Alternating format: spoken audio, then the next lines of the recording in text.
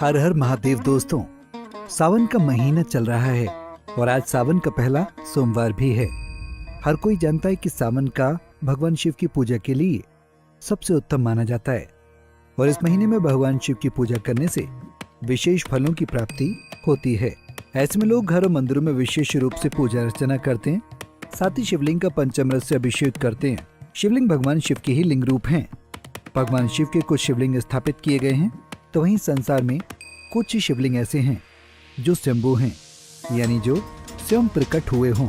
ऐसे में भगवान शिव के ज्योतिर्लिंग के बारे में लोग जानते तो होंगे, लेकिन उनकी स्थापना कैसे हुई शायद ही इनके बारे में ज्यादा लोग जानते हों। कहा जाता है इन ज्योतिर्लिंग के दर्शन मात्र से ही जातक को मोक्ष की प्राप्ति हो जाती है। मान्यता है कि जो भी जातक हर रोज इन ज्योतिर्लिंग के नाम का जाप करता है, उस जातक की सभी मनोकामनाएं पूरी होती हैं। ऐसे में दोस्तों, आज की इस वीडियो में हम आपको बताएंगे भगवान शिव के इन ज्योतिर्लिंगों के बारे में। वीडियो को अंत तक जरूर देखें, साथ ही हमारी वीडियो को लाइक और शेयर जरूर करें। बता दें कि भारत में भगवान शिव के कुल 12 ज्योतिर्लिंग हैं जो अलग अलग स्थानों पर स्थापित हैं। कहा जाता है कि इन 12 ज्योतिर्लिंग के दर्शन मात्र से ही भक्तों की सभी समस्याएं, दोष आदि नष्ट हो जाते हैं। बता दें कि कहा जाता है कि सोमनाथ ज्योतिर्लिंग पृथ्वी का सबसे पहला ज्योतिर्लिंग है और ये ज्योतिर्लिंग गुजरात के सौराष्ट्र क्षेत्र में स्थापित है।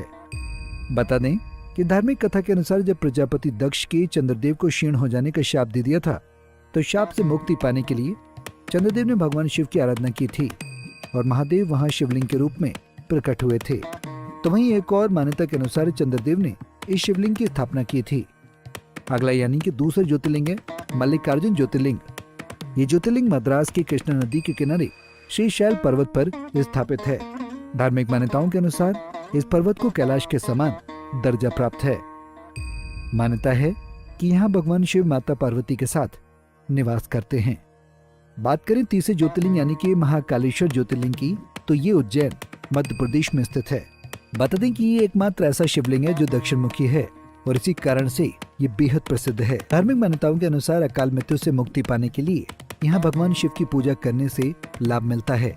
चौथा ज्योतिर्लिंग है ओंकारेश्वर ज्योतिर्लिंग और ये स्थित है मध्य प्रदेश के खंडवा जिले के नर्मदा नदी के किनारे। जहाँ ये स्थित है वहाँ का दीप ओम जैसा दिखता है। कहा जाता है कि ओम जैसा होने की वजह से ही यहाँ के ज्योतिर्लिंग को ये नाम दिया गया है। इस स्थान पर महादेव के 2 मंदिर हैं, जिसमें से एक है ओंकारेश्वर और दूसरा है अमरेश्वर। 5वां ज्योतिर्लिंग है केदारनाथ जो देवभूमि उत्तराखंड में स्थित है। कहा जाता है कि ज्योतिर्लिंग एक जागृत ज्योतिर्लिंग है और ये भगवान शिव के सभी ज्योतिर्लिंग में से सबसे ऊंचाई पर स्थित है।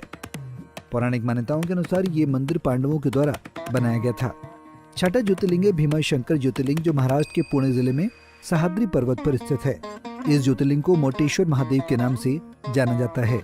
पौराणिक कथा के अनुसार भगवान शिव ने राक्षस त्रिपुरासुर का वध करने के लिए इस स्थान पर भीम रूप धारण किया था, इसलिए इस ज्योतिर्लिंग को भीमाशंकर के नाम से जाना जाता है।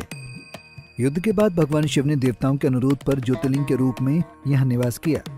7वां ज्योतिर्लिंग है काशी विश्वनाथ जो उत्तर प्रदेश के वाराणसी में स्थापित है। बता दें कि इस नगर का पौराणिक नाम काशी भी है, इसलिए इसे काशी विश्वनाथ के नाम से जाना जाता है। इस स्थान को लेकर ऐसी मान्यता है कि स्वयं देवी देवता यहाँ पर निवास करते हैं। पौराणिक कथा के अनुसार माता पार्वती काशी में रहना चाहती थी, तो उनकी इच्छा के लिए भगवान शिव यहाँ प्रकट हुए थे। 8वां ज्योतिर्लिंग है त्र्यंबकेश्वर ज्योतिर्लिंग।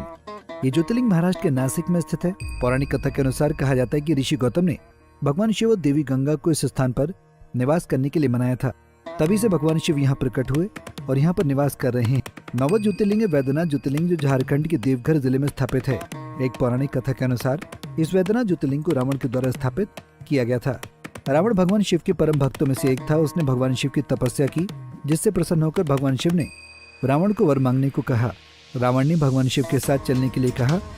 भगवान शिव मान गए, लेकिन एक शर्त रखी कि अगर तुमने शिवलिंग को नीचे रखा तो ये वहीं स्थापित हो जाएगा।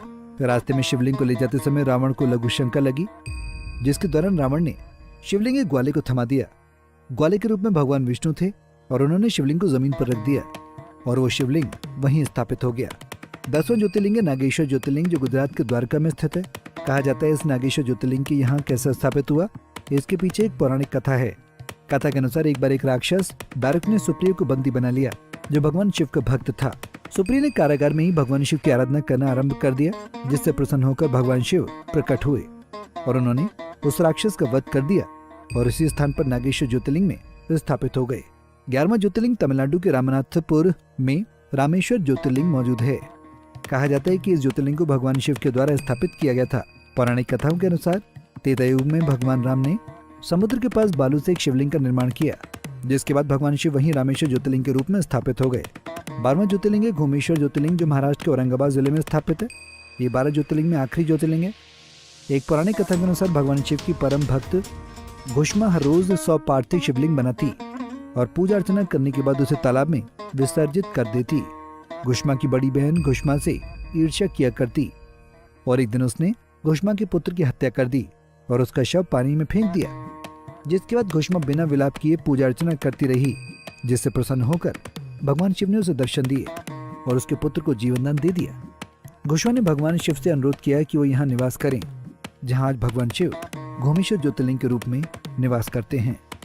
इसी तरह की और भी जानकारी लेने के लिए हमारे चैनल को सब्सक्राइब करें और नई वीडियो की नोटिफिकेशन के लिए बेल आइकॉन दबाएं। अगर आप ये वीडियो फेसबुक पर देख रहे हैं तो वीडियो को लाइक और शेयर करें। साथ ही अपनी राय कमेंट बॉक्स में जरूर बताएं। धन्यवाद।